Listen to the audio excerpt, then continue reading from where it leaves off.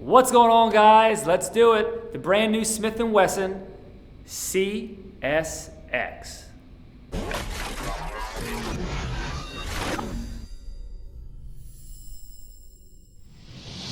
Again, I'm down here at Target Shooting Solutions. Big shout out to them for letting me use the range for this video. This is actually one of their new rentals they have on the range. So if you're in the area and you want to try this out and you can't get a hold of one anywhere, they have one down here to rent. Check it out. All right, guys, so let's get to it. So the brand new CSX, it's had a lot of hype since it's been released. You know, it touts the whole smaller than the Shield, but lighter than the Shield, while having an all-metal aluminum frame. So I just want to take some shots with it. I have not shot it yet. This is going to be first shots all around, see how it feels, see if this is something I would consider carrying, and maybe some information that you might like. Let's get shooting and see what happens.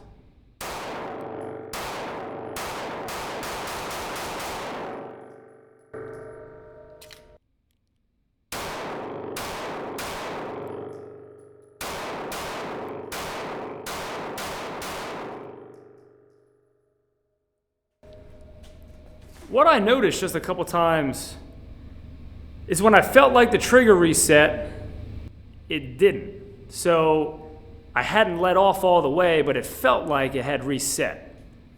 I can't for the life of me get 10 rounds in this mag. I can get 9 in, but without a mag loader, even pushing this down really, really hard, I can't get that last round in there.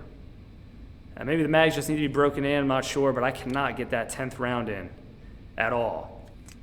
What I've noticed is I do have to break my grip to reach the slide release. So it's a little hard to actuate. I have to kind of turn it, hit it there, then get back on the grip.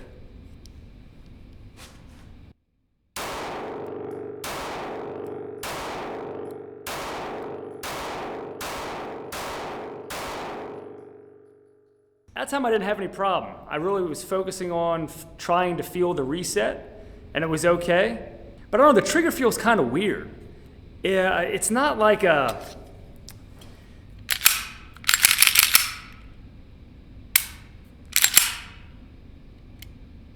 The reset feels short. That feels like the reset. But that's not the reset. So that's what was happening there when I was having those issues. So what you'll see here is, you think at this point, that's a reset, which seems very short, but it's not. It's creeping just a little bit. That's the reset, which is essentially all the way out. Let's do it again.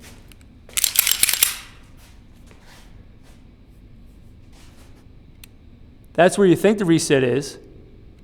It's not. That's the reset. Little bit of creep. The pull weight there feels kind of heavy. It's not light.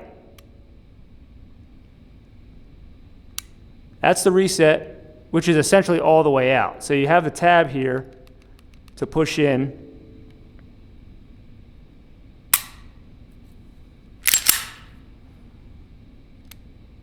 Not the reset. Reset.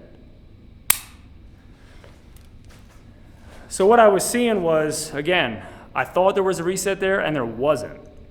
So I'm not a fan of this trigger. The tab on the trigger itself, you know, it's aluminum. It feels like it's aluminum. It doesn't feel like plastic. It's just weird. It just feels weird to me.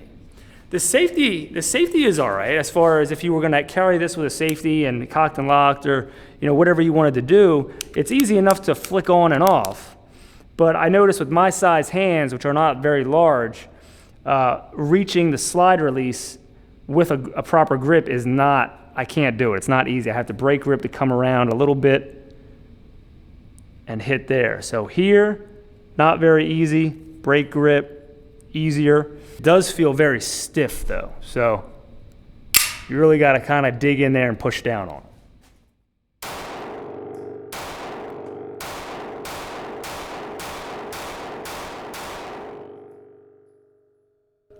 Because the frame is aluminum or metal, the recoil impulse is very nice.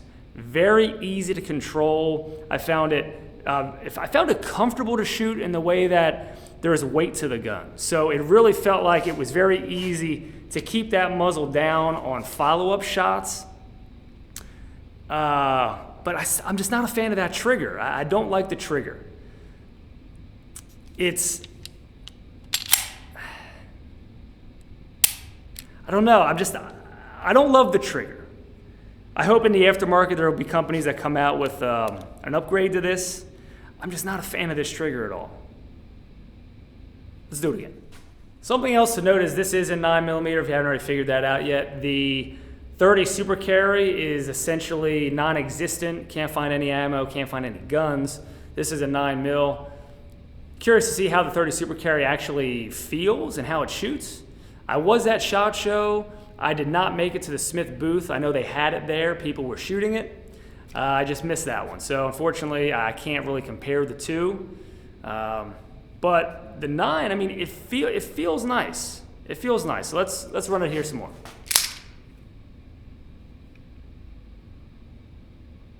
So that's weird.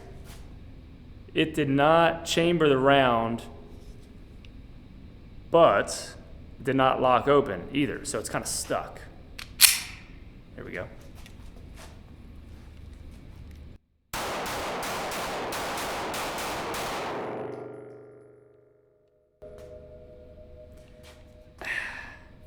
So I'll say this too. So I talked to some people that work here who've shot this and who've said that there are some customers that have shot it that gave them the same feedback. They didn't like it at all. They didn't like how the safety was placed where it was. They felt like it was rubbing on them. They felt like in the back strap here, if they felt like it was digging into their hand, it was like hurting their thumb. So while shooting, the reports that I was given was that here they would feel it too much on their thumb. It would dig into their thumb. It would dig in over here on their thumb. I was not getting that. Now again, I don't have really large hands, so that could be the difference. If you have a really large hand, thick hand, like sausage fingers, the whole thing, it may be uncomfortable. You may be getting that. Your thumb knuckle may be digging in too much in that area, so for when the recoil hits, it's digging into your thumb. So I'm not getting that, but to me, it feels nice to shoot. It feels comfortable for me to shoot.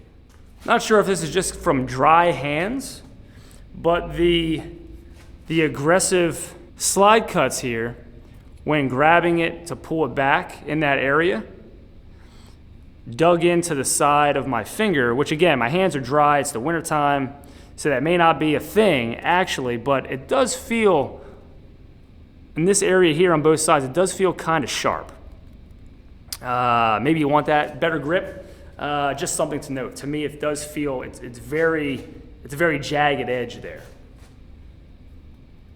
Yeah. Yeah, right here, it's very, very sharp. Okay.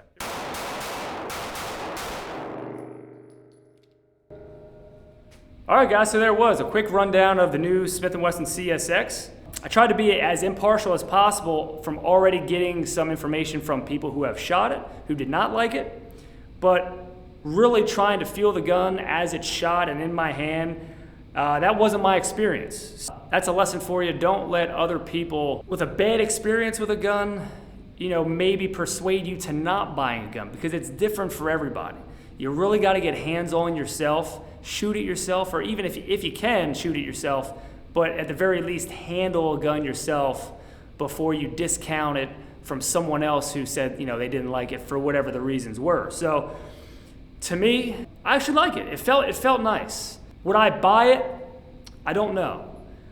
Would I buy it just for fun to shoot? Yeah, maybe. Would I carry this? Probably not. I don't know. I really like my 365 XL, but as you know from my last video, I've been carrying a 10 mil now and a more mid-sized gun, not a micro compact like this. But I'll say it really did, it felt good to shoot. To me, it felt nice. The weight of it felt nice. It really felt good as far as keeping the recoil down. I could really manage it well as far as follow-up shots, not feeling a lot of jerk.